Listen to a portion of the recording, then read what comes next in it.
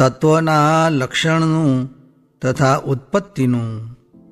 સ્વામિનારાયણે સંવત 1876 માક્ષર સુધી પૂનમને દિવસ શ્રીજી મહારાજ શ્રી ગરડા મધ્યે દાદા ખાચરના દરબારમાં વિરાજમાન હતા અને સર્વ શ્વેત વસ્ત્ર ધારણ કર્યા હતા અને પોતાના મખારવિંદની આગળ સાધુ તથા દેશ દેશના હરિભક્તની સભા ભરાઈને બેઠી હતી. પછી શ્રીજી મહારાજ બોલ્યા, જે જગતના કારણ એવા જે પુરુષ, પ્રકૃતિ, કાળ અને મહતત્વાદિક 24 તત્વ એમના સ્વરૂપને જ્યારે જીવ જાણે છે ત્યારે પોતાને વિશે રહી જે અવિદ્યા અને તેના કાર્ય એવા જે 24 તત્વ તેના બંધન થકી મુકાય છે. ત્યારે મુક્તાનંદ સ્વામીએ પૂછ્યું, જે હે મહારાજ, એમનું સ્વરૂપ કેમ જાણવામાં આવે? ત્યારે શ્રીજી મહારાજ બોલ્યા, જે એમના સ્વરૂપ તો એમના લક્ષણને જાણવે કરીને જણાય છે.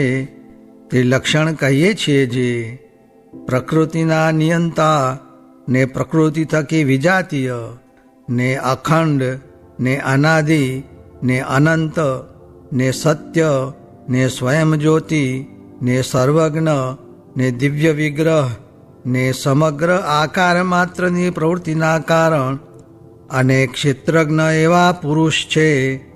અને જે પ્રકૃતિ છે તે ત્રિગુણાત્મક છે ને જળચિદાત્મક છે ને નિત્ય છે ને નિર્વિશેષ છે અને મહદાદિક સમગ્ર તત્વ અને જીવ માત્ર તેનું ક્ષેત્ર છે અને ભગવાનની શક્તિ છે અને ગુણ સામ્ય ને નિર્વિશેષ એવી જે માયા તેનો જે ક્ષોભ કરે છે તેને કાળ કહીએ.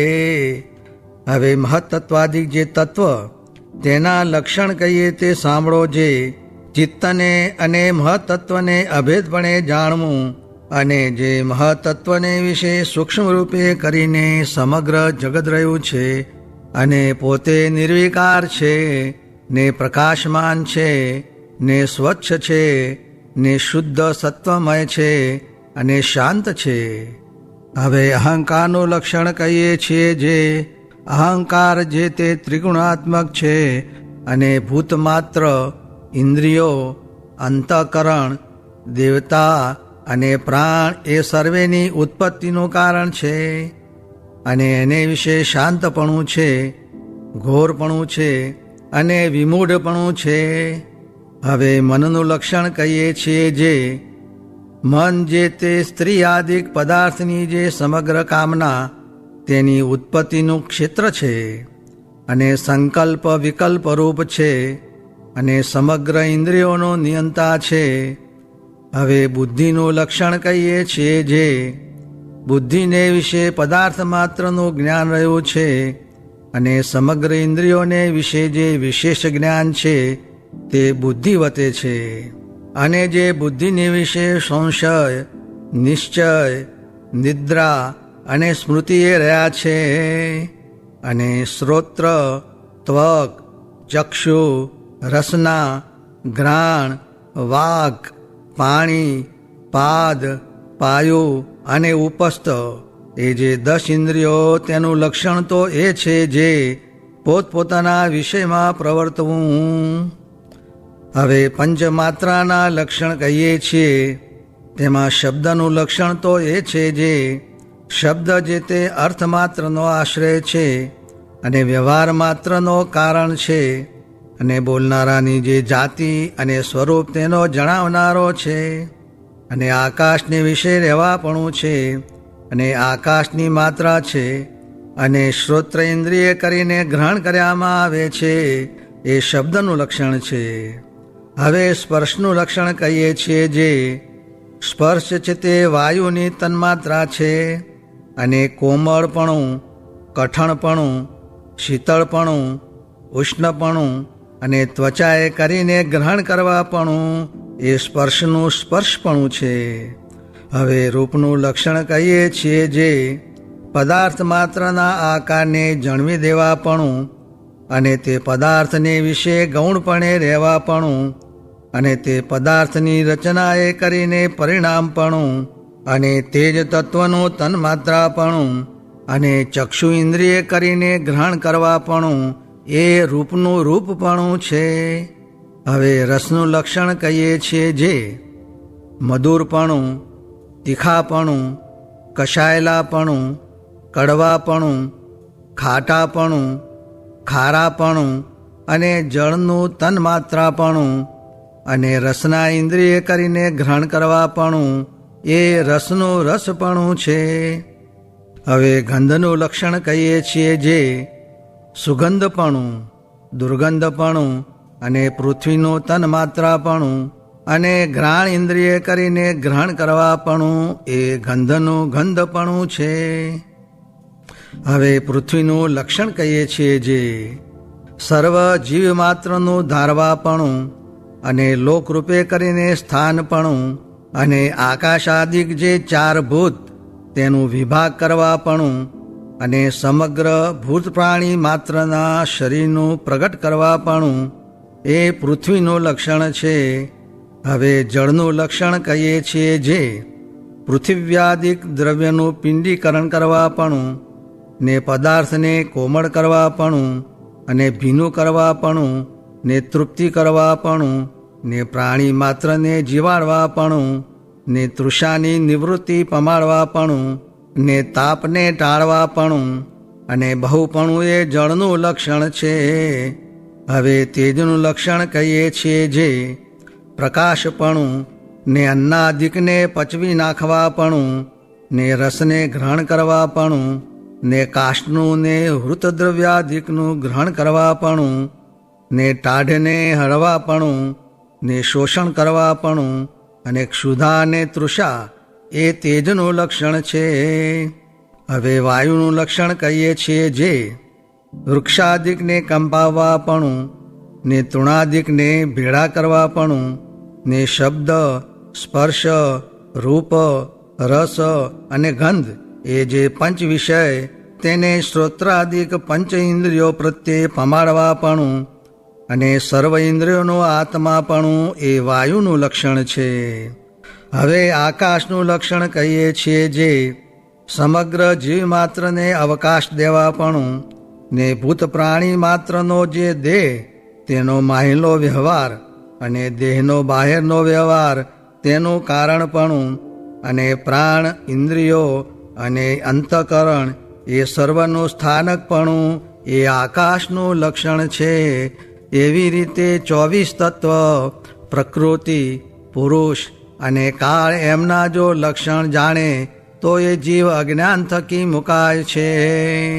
અને એ જે સર્વે તેની ઉત્પત્તિ જાણવી તે ઉત્પત્તિ કહીએ છીએ જે પોતાના ધામને વિશે રહ્યા એવા જે શ્રી કૃષ્ણ ભગવાન તે અક્ષર પુરુષ રૂપે કરીને માયાની વિશે ગર્ભને ધરતા હવા ત્યારે તે માયા થકી અનંત કોટી જે પ્રધાન અને પુરુષ તે થતા હવા તે પ્રધાન પુરુષ કેવા છે તો અનંત કોટી બ્રહ્માંડની ઉત્પત્તિના કારણ છે.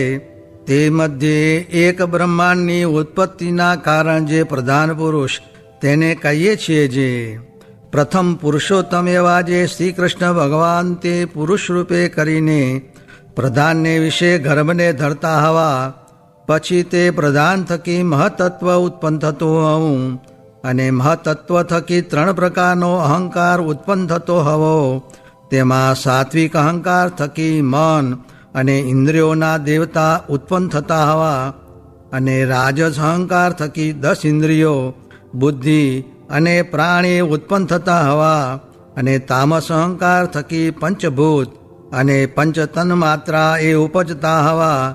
એવી રીતે સમગ્ર તત્વ ઉપજ્યા. પછી તે પરમેશ્વરની ઈચ્છાએ પ્રેર્યા થકા પોતપોતાને અંશે કરીને ઈશ્વર અને જીવના દેહને સૃજતા હવા. તે ઈશ્વરના દેહ તે વિરાટ, સૂત્રાત્મા અને અવ્યાકૃત અને જીવના દેહ તે સ્થૂળ, સૂક્ષ્મ અને કારણ અને વિરાટ નામે જે ઈશ્વરનો દેહ તેનું દ્વિપરાર્ધ કાળ પર્યંત આયુષ છે અને તે વિરાટ પુરુષના 1 દિવસને વિશે 14 મન્વંતર થાય છે અને જેવડો એનો દિવસ છે તેવડી જ રાત્રિ છે અને જ્યાં સુધી એનો દિવસ હોય ત્યાં સુધી ત્રિલોકીની સ્થિતિ રહે છે, અને જ્યારે એની રાત્રિ પડે છે ત્યારે ત્રિલોકીનો નાશ થાય છે. તેને નિમિત્ત પ્રલય કહીએ. અને જ્યારે તે વિરાટ પુરુષનો દ્વિપરાર્ધ કાળ પૂરો થાય છે ત્યારે વિરાટ દેહનો સત્યાદિક લોકે સહિત નાશ થાય છે, અને મહદાદિક જે 24 તત્વ, પ્રધાન, પ્રકૃતિ અને પુરુષ એ સર્વે મહામાયાને વિશે લય પામે છે, તેને પ્રાકૃત પ્રલય કહીએ. અને એ મહામાયા તે અક્ષર બ્રહ્મના પ્રકાશને વિશે લય પામે છે.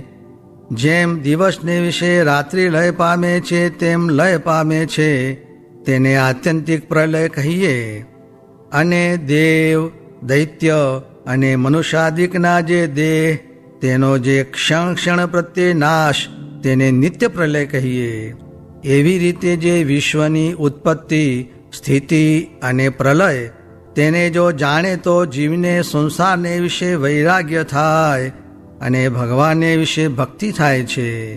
અને જ્યારે સર્વે બ્રહ્માંડનો પ્રલય થાય છે ત્યારે જે સર્વ જીવ છે તે તો માયાને વિશે રહે છે, અને જે ભગવાનના ભક્ત છે તે તો ભગવાનના ધામમાં જાય છે.